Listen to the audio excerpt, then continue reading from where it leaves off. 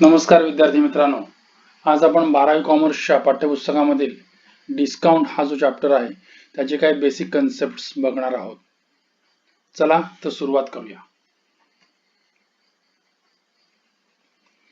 आपला जो चॅप्टर आहे कमिशन, ब्रोकरेज आणि डिस्काउंट, त्याच्यामध्ये डिस्काउंट चे सुरुवातीचे 3 कन्सेप्ट जे आहेत, प्रेझेंट वर्थ, सम ड्यू आणि ट्रू डिस्काउंट.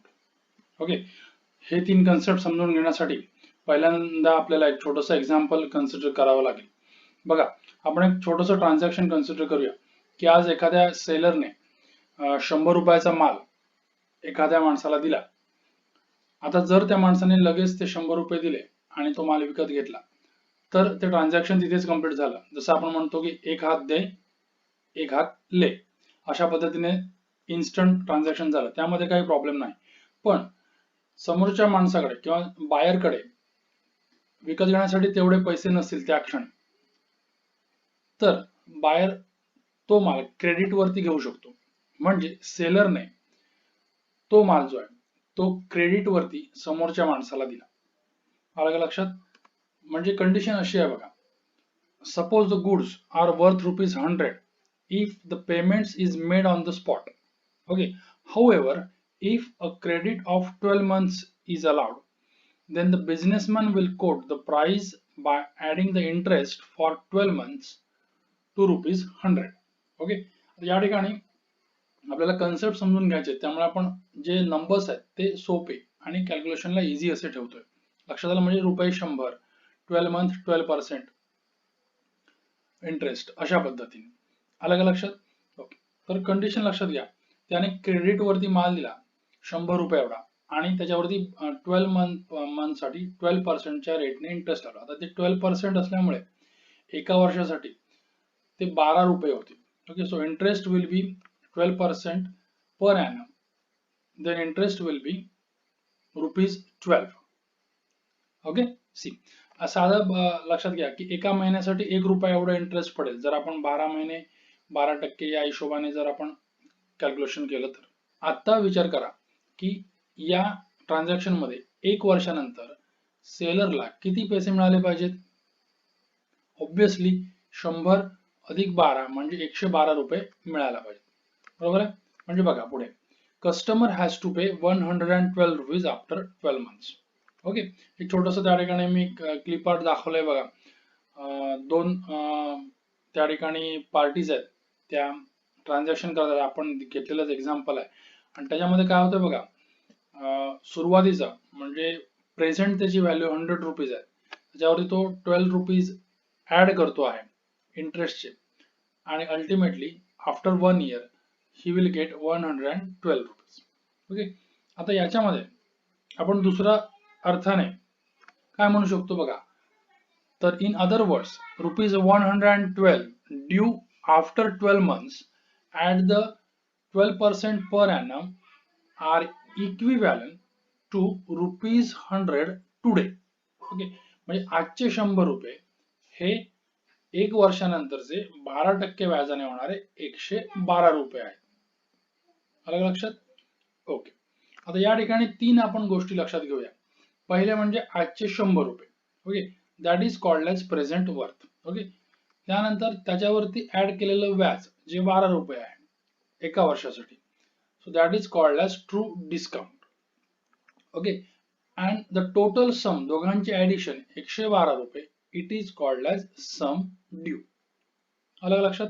याच्यावरून एक छोटासा फॉर्म्युला पण तुमच्या डोळ्यासमोर मी ठेवतो, जो तुमच्या लगेच लक्षात आला असेलच, की present worth plus true discount is equal to sum due. म्हणजे 100 अधिक 12 बरोबर 112. यांचे शॉर्ट फॉर्म्स मी खाली दिलेत बघा, PW plus TD is equal to SD.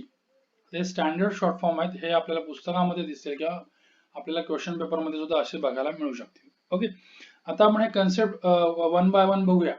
या पूर्ण ट्रान्झॅक्शन मधली ट्रू डिस्काउंट ही पहिली कन्सेप्ट आहे. ट्रू डिस्काउंट म्हणजे काय, मग अशी मी म्हटलं तर प्रेझेंट वर्थ म्हणजे 100 रुपयावर घेतलेलं ते इंटरेस्ट आहे, it is interest on present worth. त्यामुळे जर फॉर्म्युला कसा होणार बघा, present worth into n into r upon 100. Okay, where n is the period in years and r is the rate. Okay, पुढचे दोन जे कन्सेप्ट आहेत ते तुम्हाला फॅमिलीर आहेत कॉमर्सच्या कुठल्याही माणसाला ड्रॉवर अँड ड्रॉवी हे काय नवीन वेगळं सांगायला नको. लक्षात घ्या, ट्रान्झॅक्शन मध्ये एक बिल तयार केलं जातं. त्या बिलामध्ये जो पर्सन काय म्हणूया क्रेडिट देतो आहे त्याला आपण ड्रॉवर म्हणणार. A person who draws the bill is called as drawer. आणि ज्याच्या नावे बिल काढलं जातं म्हणजे जो ऍक्सेप्टर आहे किंवा जो बायर आहे, person on whom bill is drawn is called as drawee. Okay, or it is accepted. Then there are two more points, date of bill and face value.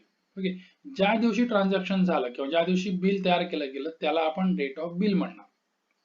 Okay, म्हणजे आपण असं समजूया की हे ट्रान्झॅक्शन झालं समजा आज 4 जुलै 2020 रोजी, तर ती त्याची डेट ऑफ बिल झाली. ओके, त्यानंतर what is the face value. Face value म्हणजे त्या बिल वरची जी अमाऊंट आहे, total amount, the amount for which bill is drawn it is called as a face value. ज्याच्यावरची जी टोटल अमाऊंट आहे म्हणजे ज्याला आपण सम ड्यू म्हटलंय बघा मगाशी 112 रुपये, तीच त्याची फेस व्हॅल्यू झाली. ओके, खाली म्हटलंय बघा face value is sum due on the present worth. Okay, what is the period of the bill. आता 1 वर्षासाठी तर क्रेडिट दिलेलं होतं म्हणून 1 वर्ष हा त्याचा पिरियड झाला म्हणजे फॉर 1 इयर. ओके, एक आपण छोटस आणखी 2 पॉइंट त्यामध्ये आहेत बघा, नॉमिनल ड्यू डेट आणि legal due date. Okay, nominal due date म्हणजे काय, ज्या दिवशी बिलचा पिरियड संपेल म्हणजे 1 वर्ष संपते तो दिवस म्हणजे nominal due date. See, date on which period of the bill expires is a nominal due date. त्या दिवशी म्हणजे on the nominal due date buyer has to make payment to the seller. Okay, ज्याने माल घेतला त्याला ते payment देणं आवश्यक आहे. पण त्यातही त्याला थोडंसं कन्सेशन दिलेलं आहे 3 दिवसाचं. त्याच्यामध्ये समजा त्याच दिवशी पेमेंट करायला जमलं नाही तर तो पुढच्या 3 दिवसात ते पेमेंट करू शकतो, ज्याला आपण 3 ग्रेस डेज किंवा ग्रेस पिरियड म्हणतो. Okay, so these 3 days are called as days of grace. Okay, after adding these 3 days to the nominal due date we will get legal due date. Okay, म्हणजे legal due date पर्यंत त्याला पैसे देणं बंधनकारक आहेच. ही सर्व transaction आपण एक कन्सेप्ट आर्ट मध्ये बघूया. See, this is a drawer. He is going to give goods of ₹100 on credit. Okay, to this drawee. Okay, drawee and their transaction, Ravi will pay 112 rupees after a year. Okay, for this particular transaction they will make an agreement or they will make a bill such that बघा ते एकदा bill तयार करतील. आता हेच example घेऊया आणि आपण तयार करूया. आता बिल कधी केलं बघा, आजच्या दिवशी आपण कन्सिडर करू. डेट आहे त्याला डेट ऑफ बिल म्हणतो, ती 4 जुलै 2020. त्यानंतर PW म्हणजे 100 रुपये, 100 rupees. Then TD is 12 rupees and sum due म्हणजे face value of that bill is ₹112. Now next point, what is nominal due date. Nominal due date म्हणजे ज्याचा पिरियड ज्या दिवशी संपतो तो दिवस म्हणजे नॉमिनल ड्यू डेट. आता या ट्रान्झॅक्शन मध्ये आपण 1 वर्ष पिरियड आहे असं म्हटलं म्हणजे 4 जुलै 2020 ला जर बिल तयार केलं असेल तर ऑब्विसली 4 जुलै 2021 ला त्याचा पिरियड संपणार आहे म्हणजे नॉमिनल ड्यू डेट आपली 4 जुलै 2021 असणार आहे. ओके, आता याच्या पुढे बघूया आपण लीगल ड्यू डेट कशी काढणार. तर नॉमिनल ड्यू डेट मध्ये 3 दिवस ऍड करायचे म्हणजे 4 जुलै 2021 मध्ये 3 दिवस ऍड करा म्हणजे तुम्हाला भेटेल 7 जुलै 2021. लक्षात आलं, अशा पद्धतीने ते बिल ऍक्च्युली मी इथे दाखवलेलं आहे, ते फक्त कन्सेप्ट आर्ट आहे, लक्षात घ्या. अशा पद्धतीनेच बिल होईल असं नाही. ओके, आता खाली बघा एक एरो दिसतोय ऑरेंज कलरचा. ओके, ती आपली टाइम लाईन आहे. त्या टाइम लाईन वरती मी आता ह्या 3 इन्सिडेंट्स किंवा 3 तारखा मेन्शन करतो. पहिली तारीख आहे डेट ऑफ बिल, DOB म्हणजे डेट ऑफ बर्थ नाही आहे, लक्षात घ्या. डेट ऑफ बिल जे 4 जुलै 2020 आहे. 1 वर्षाचा पिरियड संपल्यानंतर त्याची नॉमिनल ड्यू डेट येईल 4 जुलै 2021 आणि त्यामध्ये 3 दिवस ऍड केले, लक्षात घ्या, plus 3 days you will get legal due date 7 जुलै 2021. आतापर्यंत आपण जे काय पाहिलं हे या छोट्याशा आर्ट मध्ये तुम्हाला दिसून येते. लक्षात आलं का. ओके, आता आपण पुढे जाऊया. आता एक छोटा वेगळा प्रश्न तयार होतोय बघा. हे सरळ आणि सोपं ट्रान्झॅक्शन झालं. याच्यामध्ये क्रेडिट वरती पैसे दिले, पिरियड संपल्यावरती ते पैसे त्याला परत मिळाले. आलं का लक्षात. ओके, आता थोडंसं याच्यामध्ये आपण एक वेगळा एलिमेंट ऍड करूया किंवा ट्विस्ट म्हणूया, तो घालूया. Okay. हा बघा तो ट्विस्ट बघा. What if the drawer of the bill wants money before legal due date. लक्षात घ्या, म्हणजे 1 वर्ष जो पिरियड आहे प्लस 3 days, ओके, 1 वर्षानंतर आपल्याला पैसे मिळणार आहेत, त्याच्या आधीच समजा ड्रॉवरला म्हणजे सेलरला पैसे हवे झाले, तर तो काय करेल? तो बाहेरकडे जाऊ शकत नाही. बाहेर म्हणणार आपला डील झालाय, 1 वर्षानंतरच मी पैसे देणार आहे. मग अशा वेळी काय करायचं, हा मोठा प्रश्न पडतो. तर याचा उत्तर सुद्धा माझ्याकडे आहे, जे तुम्हाला मी आता सांगणार आहे. जोर जोर से बोल के लोगों को स्कीमें बता दे. ओके, हे बघा. Then there is a facility available at the bank or with an agent who can pay the amount to the drawer. म्हणजे अशी एक फॅसिलिटी बँक म्हणा किंवा एक पर्टिक्युलर एजंट असू शकतो, अशा ठिकाणी त्याला एक अशी सुविधा उपलब्ध आहे ज्या ठिकाणी त्याला ते पैसे मिळू शकतात. बट दिस इज इम्पॉर्टंट बघा, but after deducting some amount from face value of the bill. Face value म्हणजे 112 रुपये, त्याच्यातून त्याला काही पैसे तो कमी करून घेणार आणि उरलेले पैसे तो त्याला देणार. लक्ष झालं? या ज्या प्रोसेसला आपण काय म्हणणार, this is called as discounting of the bill. आलं का लक्षात? म्हणजे जर मध्येच 1 वर्ष पूर्ण व्हायच्या आधी जर त्याला पैसे हवे झाले, म्हणजे पिरियड संपायच्या आधी जर पैसे हवे झाले, तर त्याला बिलाचं काय करावं लागेल, डिस्काउंटिंग करायला लागेल. आलं का लक्षात? आता हे कसं चालतं बघा, एक छोटंसं मगाचंच एक्झाम्पल आपण डोळ्यासमोर घ्या. त्याच पद्धतीने मी ते टाइमलाईन ठेवलेली आहे. आता याच्यामध्ये मध्येच एक एलिमेंट ऍड होणार, तो म्हणजे बँक. सो डिस्काउंटिंग करणार आहे. ओके, म्हणजे आपण आता जी आहे त्याला आपण काय म्हणूया, ये रही आम जिंदगी. ओके, त्याच्यामध्ये काही नाही, रेग्युलर पद्धतीने. आता तुम्हाला थोडीशी मेंटल जिंदगी जर जगायची असेल तर काय होईल बघा, ड्रॉवर आणि ड्रॉवी यांच्यामधलं जे ट्रान्झॅक्शन आहे त्यांचं कनेक्शन तुटणार आहे आणि या दोघांच्या मध्ये कोण येणार, एक बँक येणार. आता फॉर एक्झाम्पल म्हणून आपण कन्सिडर करूया की ड्रॉवर बँकेकडे गेला आफ्टर 8 मंथ. त्याला 12 मंथ नंतर पैसे मिळणार होते, पण तो 8 महिन्यानंतरच बँकेकडे गेला. आता काय होईल बघा, आपण सुरुवातीला म्हटलंय बघा 12% इंटरेस्ट आहे, म्हणजे एका महिन्याला 1 रुपया. अशा हिशोबाने जर 8 महिन्यांनी गेला बँकेकडे, तर त्याची अपेक्षा आहे की मला 8 महिन्यांचे 8 रुपये म्हणजे 100 अधिक 8 108 रुपये आपल्याला मिळायला पाहिजे. ओके, बँक त्याला काय करते, पैसे देते.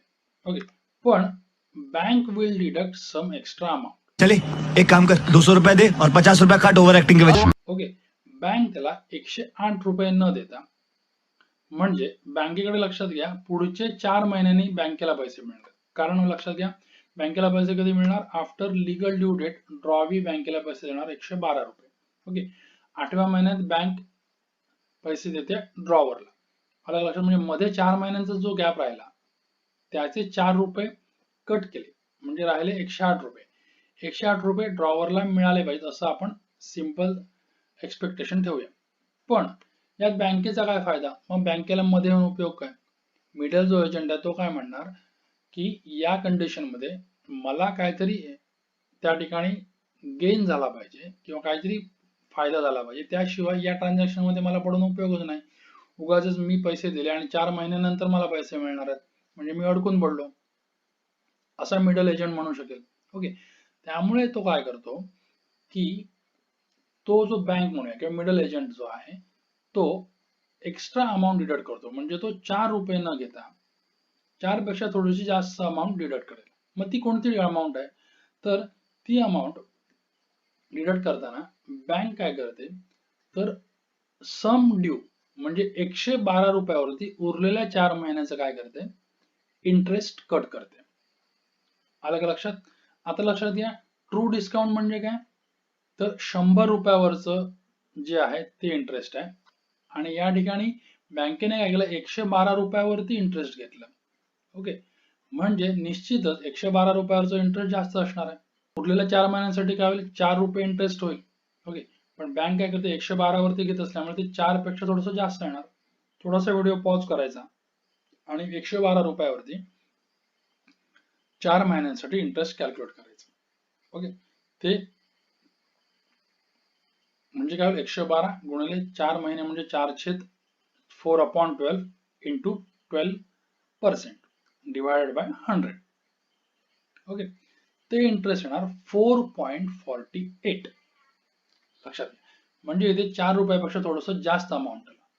आणि आता काय करणार, 112 मधून 4.48 रुपीज बँक कमी करणार आणि ड्रॉवरला देणार. हे ड्रॉवरला किती मिळाले बघा, 112 वजा 4.48 याचा अर्थ त्याला 107.52 रुपीज मिळाले. He is expecting 108 rupees but he'll get 107.52 rupees after 8 months. Okay, आता हे जे 4 रुपये 48 पैसे जे कमी केलेत त्याला आपण बँकर्स डिस्काउंट म्हणतो. जे 4 रुपयाच्या ऐवजी वरचे जे 48 पैसे जे आहेत ते जे होईल 48 पैसे हे बँकर्स गेन होईल. आलं का लक्षात? सी, आता या ठिकाणी एक छोटासा आणखी एक टाइमलाईन वरती पॉइंट तयार झाला ज्या ठिकाणी डिस्काउंटिंग झालं. ओके, टाइमलाईन वरती तो पॉइंट मी दाखवलाय आणि तो पॉइंट कसला आहे तर त्याला आपण म्हणणार डेट ऑफ डिस्काउंटिंग. जर 8 महिन्यानंतर त्याने डिस्काउंटिंग केलं असेल तर 4 जुलै पासून 8 महिने मोजा, August, September, October, November, December, जानेवारी, फेब्रुवारी, मार्च. ओके, याचा अर्थ 4 मार्च 2021 ही त्याची डेट ऑफ डिस्काउंटिंग झाली. आलं का लक्षात? ओके, आता जसं मी मगाशी म्हटलं बघा बँकर्स डिस्काउंट. बँकर्स डिस्काउंट म्हणजे काय, बँकर काय करतो त्या ठिकाणी गेल्यानंतर सम ड्यू म्हणजे 112 रुपयावरती व्याज काढतं राहिलेल्या 4 महिन्यांसाठी आणि ते ती अमाऊंट 112 मधून कमी करते. जशी मी मगाशी म्हटले की ती अमाऊंट होते 4 रुपीज 48 पैसा. त्याला बँकर्स डिस्काउंट असं म्हणतात. बघा डेफिनेशन दिलेली आहे, त्याला कमर्शियल डिस्काउंट असं सुद्धा दुसरं नाव आहे. ओके, आणि बँकर्स त्यानंतर पुढे कॅश व्हॅल्यू काय तर ती 4 रुपीज 48 पैसे वजा केल्यानंतर राहिलं किती 107.52 रुपीज, ती कॅश व्हॅल्यू आली. म्हणजे कॅश व्हॅल्यू म्हणजे काय 112 म्हणजे सम ड्यू मधून बँकर्स डिस्काउंट कमी केला 4 रुपीज 48 पैसे म्हणजे आलेली जी अमाऊंट आहे ती कॅश व्हॅल्यू झाली. आणि आता याच्या पुढचा शेवटचा मुद्दा तो म्हणजे बँकर्स गेन. आलं का लक्षात?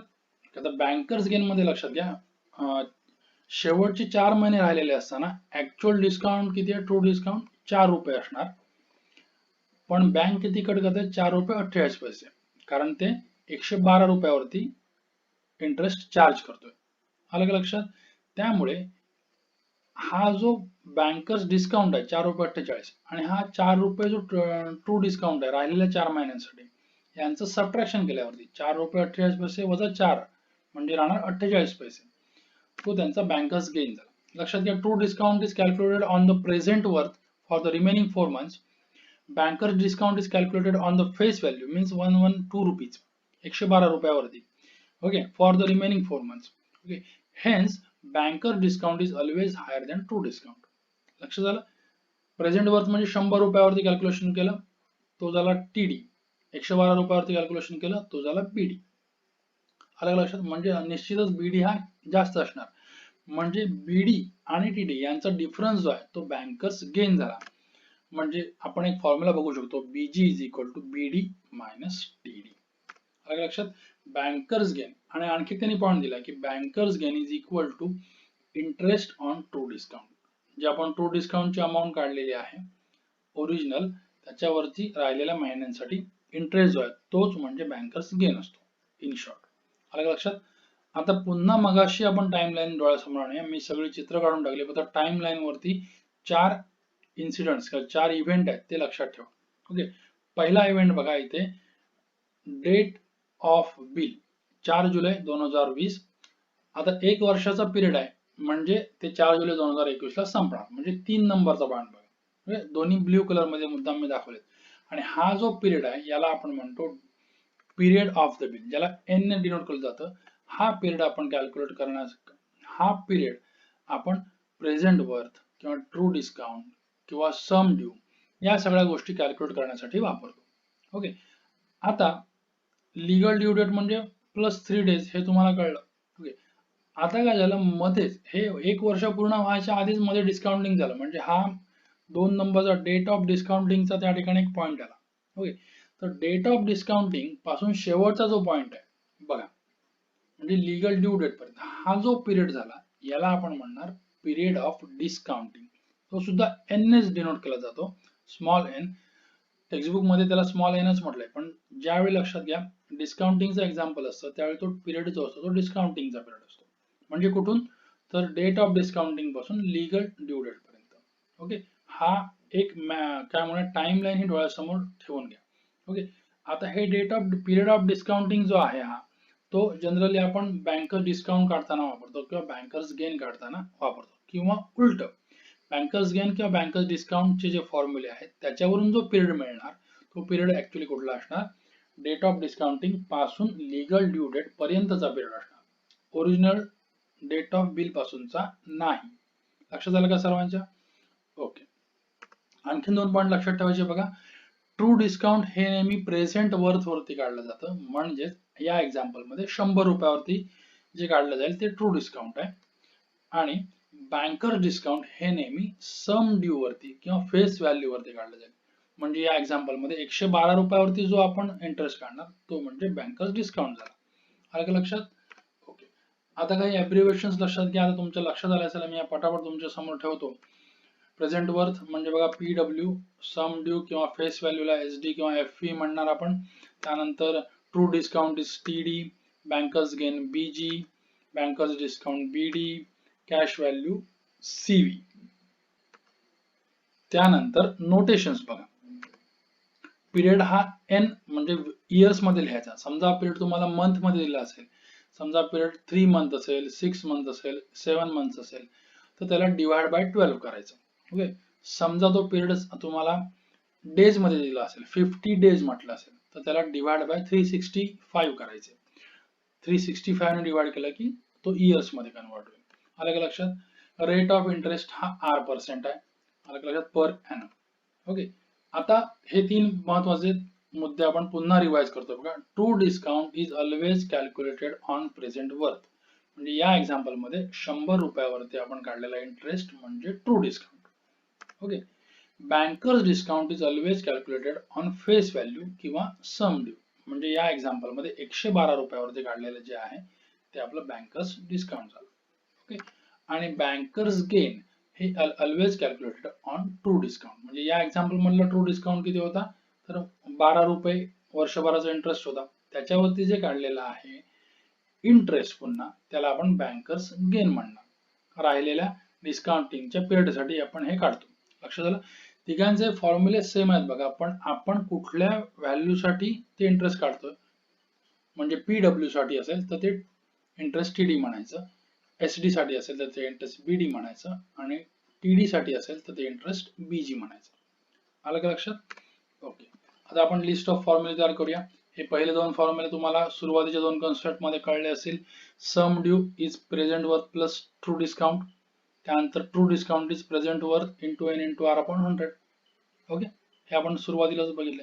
त्यानंतर काय करूया, पहिली 2 इक्वेशन्स आहेत. आता इथे TD ची जी व्हॅल्यू आहे ही लाल रंगातली, ही पहिल्या इक्वेशन मध्ये जो लाल रंग आहे त्या ठिकाणी ठेवली, PW into N into R upon 100, आणि PW जर दोन्ही टर्म मधून कॉमन घेतला, ओके, तर तुम्हाला येणार ते हे इक्वेशन आहे. ओके, ते एक्सप्लेन करून दाखवत नाही मी, हे लक्षात ठेवू शकतो आपण. त्यानंतर बँकर्स डिस्काउंट आत्ताच बघितलं तोच फॉर्म्युला ग्रीन कलर मधला, आणि बँकर्स गेन सुद्धा आपण आत्ताच बघितला तोच फॉर्म्युला. ओके, आणखी एक बघा, बँकर्स गेन म्हणजे काय, तर bankers discount minus true discount. म्हणजे मगाशी एक्झाम्पल मध्ये 4 रुपये 48 पैसे वजा 4 रुपये केले म्हणजे 48 पैसे हा त्याचा बँकर्स गेन झाला. लक्षात झालं? आणखी एक फॉर्म्युला लक्षात ठेवा, बँकर्स डिस्काउंट हे ऍक्च्युली काय, true discount plus bankers gain असतो, लक्षात घ्या. ओके, पण बँकर्स गेन म्हणजे आपण वर्ड्स मध्ये दिलेला आहे, interest on TD for N years at R%. हा फॉर्म्युला आपण काही ठिकाणी एक्झाम्पल्स मध्ये वापरतो, म्हणून तो लक्षात ठेवा. BD is equal to TD plus interest on TD for n years at the given rate. And lastly, cash value is sum due minus bankers discount. म्हणजे कॅश व्हॅल्यू कशी, म्हणजे कॅश व्हॅल्यू म्हणजे डिस्काउंटिंगच्या वेळी मिळणारे पैसे ड्रॉवरला. सम ड्यू किती होती या एक्झाम्पल मध्ये 112 रुपये, त्यातून BD त्यांनी काढला. BD म्हणजे 112 वरती काढलेला इंटरेस्ट राहिलेल्या 4 महिन्यांसाठी ते कमी केलं. मिळणारी जी आहे ती कॅश व्हॅल्यू, या ठिकाणी त्याला आपण मिळालेली कॅश व्हॅल्यू मगाशी म्हटली आहे 107.52 रुपये. आलं का लक्षात? अशा पद्धतीने हे सगळं गोल अँड सोल काय म्हणूया चित्र आपल्या डोळ्यासमोर आहे. ती हे फॉर्म्युलेज लक्षात ठेवायचे आणि ती टाइमलाईन जी मी तुम्हाला सांगितली ती फक्त एकदा रिवाइज करून घ्या. Lastly thank you very much. शेवटी जाता जाता मला एक उल्लेख करावा असा वाटतो. आपल्याच मॅथ्स डिपार्टमेंटच्या तगारे मॅडम ज्या आहेत, माझ्या कलिग आहेत, त्यांनी हा व्हिडिओ, या व्हिडिओचे कन्सेप्ट यांची रचना करण्यात मला फार मदत केलेली आहे. त्यांच्या सहकार्यानेच किंवा त्यांनी मदत केल्यामुळे हा एवढा असा व्हिडिओ तयार करता आला असं म्हणायला सुद्धा काय हरकत नाही. त्यामुळे त्यांचे पण मी इथे आभार मानतो. शेवटी जाता जाता तुम्ही बघा, लाईक करा, शेअर करा, सबस्क्राईब करा आणि कॉमेंट करा की तुम्हाला कसा वाटला व्हिडिओ. थँक्यू.